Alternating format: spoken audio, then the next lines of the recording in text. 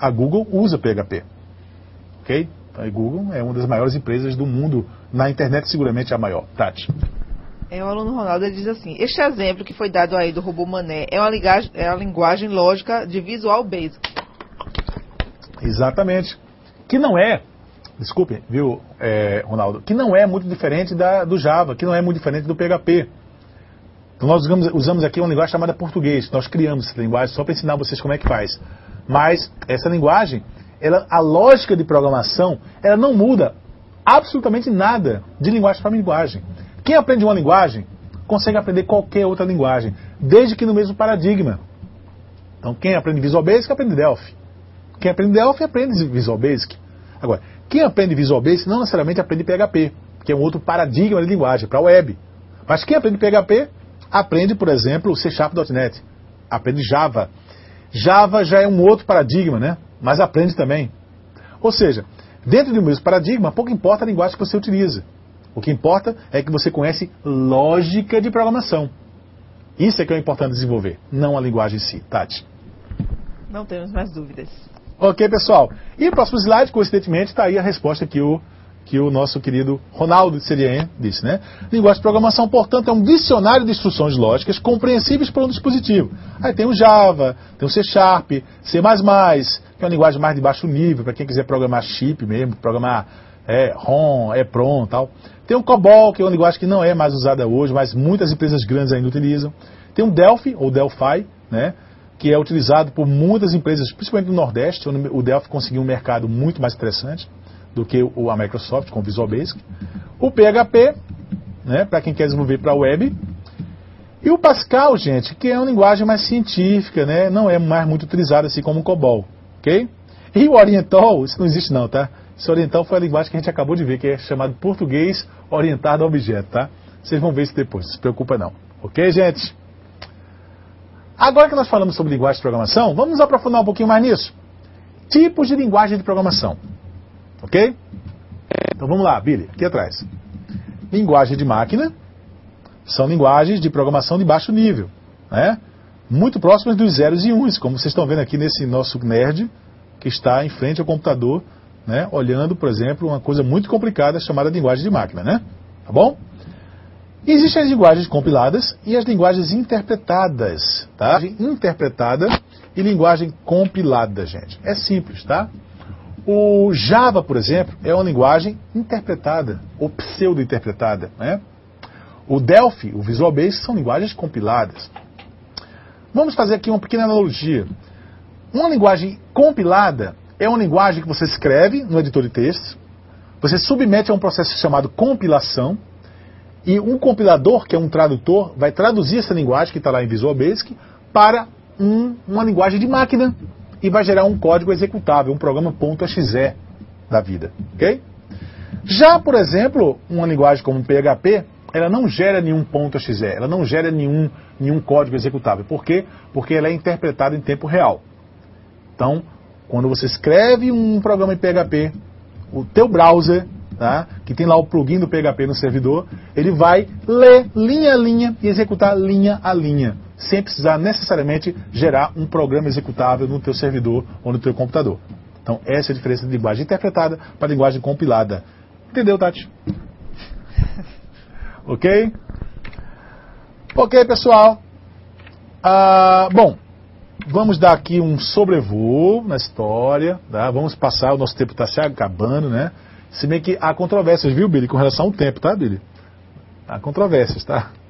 Eu tô aqui com o meu reloginho controlando, viu? Teu relógio tá furado. Agora, 13 minutos. Aí, viu? Hã? 8, né? Beleza, tudo bem. Vamos lá, pessoal. Vamos agora estudar um pouco um assunto muito interessante chamado rede de computadores. Tá? Gente, o que são redes locais ou LAN? Né? O Local Area Network. Redes locais é quando você interliga, Billy, computadores, Billy, quando você interliga computadores entre si numa unidade predial qualquer. Tá? E ali você tem um servidor, você tem estações de trabalho, que são outros computadores, que compartilham informações entre si dentro de uma região limitada geograficamente. Ok? Existem também as redes WAN, ou Wide Area Network, que são redes maiores, redes de alcance até mundial, né? Como a internet é um bom exemplo disso. Né? A internet é um bom exemplo disso. Então a internet é uma rede que não está localizada em nenhum canto especificamente. Você tem computadores espalhados no mundo inteiro, ora como servidores, ora como clientes desses servidores. Não é verdade? Então esse compartilhamento de informações dá a noção do que é uma WAN. No caso, como uma internet. E vamos falar um pouco mais sobre internet, né? Que eu acho que é um assunto muito interessante para vocês, que são internautas, com certeza. Se não fosse, não estaria fazendo um curso desse. Porque não faz um curso da Etebrax que não é internauta. Né? Não precisa ser internauta experiente não, tá? Mas vocês vão ter que usar a internet para estudar, senão não vai dar, tá bom? Já digo logo a vocês, tá? Principalmente vocês, né, pessoal, que estão fazendo curso de informática, pelo amor de Deus, tá bom?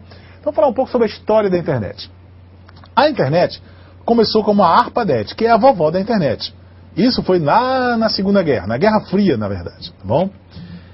Os navegadores vieram depois, né, na década de 90, seguida de uma linguagem, né, chamada HTML, ou Hypertext Markup Language.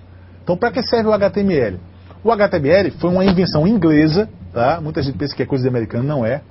Foi criado na universidade, eu não lembro qual, tá? Não confesso a vocês, mas uma universidade inglesa, na época da Guerra Fria ainda, para poder trocar informações em tempo real com servidores espalhados nos Estados Unidos. Né? Então a ARPANET começou nos Estados Unidos, mas depois veio para a Europa, na Inglaterra, quando então ficou conhecido como internet, ou rede internacional, como queira. E a criação mais engenhosa da internet foi, sem dúvida, o HTML. Imagina só trocar informações quilométricas entre computadores diferentes. Né?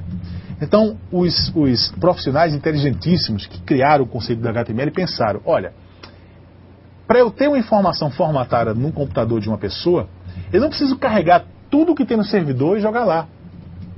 Eu posso carregar só algumas coisas e criar um padrão de texto, né?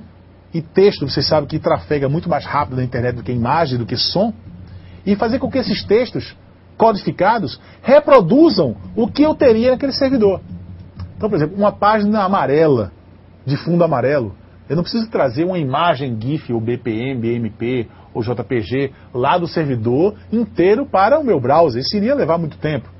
Eu posso simplesmente criar um código, um texto dizendo yellow bg // tracinho, sei lá quanto, e aquilo ali, para o seu browser, ele já entende que ele deve escrever uma parede, uma tela toda amarela. E com esse conceito, através do HTML, a troca de informações na internet ficou muito rápida. E o que possibilitou a criação de programas de navegadores cada vez mais eficientes. E o HTML, que foi lançado oficialmente na década de 80, né, mas que no Brasil só chegou em 95, quando a internet começou no Brasil, né, o browser, os navegadores começaram a ser utilizados como cartões de visita das empresas. Então, as empresas a partir da década de 90 que não tinham uma home page ou uma web page, passava a não ter identidade cibernética, passava a ser cotó, a não ter um membro, né, para atuar no seu mercado. Ok, gente?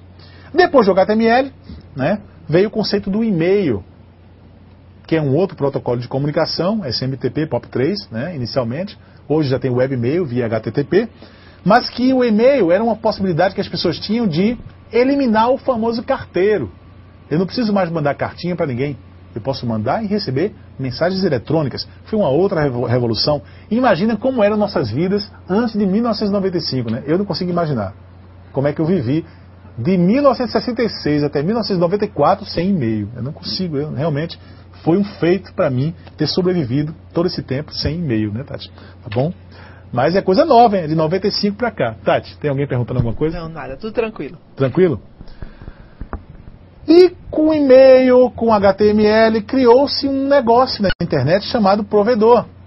Países como o Brasil, né? País do terceiro mundo na época, né? Hoje eu nem sei se o Brasil é mais terceiro mundo, né? Mas na época com certeza era, né? Nós tínhamos empresas que, para viabilizar o acesso das pessoas, compravam na Embratel lotes de bandas enormes, né?